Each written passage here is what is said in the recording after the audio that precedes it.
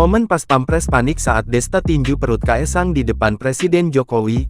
Pas Pampres di acara pernikahan Kaesang Pangarep dan Erina Gudono panik dan kaget saat artis Desta meninju perut Kaesang Pangarep saat bersalaman dengan pengantin.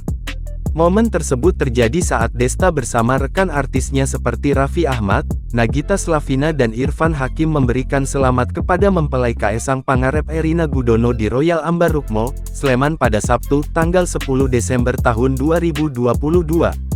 Dalam momen tersebut Desta yang mengenakan batik lengan panjang dan celana hitam. Awalnya Desta menyalami Presiden Jokowi dan Ibu Iriana bersama rombongan para artis. Desta pun lanjut menyalami sang pengantin, Kaesang dan Erina. Usai menyalami Kaesang, tampak Desta meninju perut Kaesang dengan canda gurau. Tampak Kaesang merespon tinjuan tersebut dengan ikut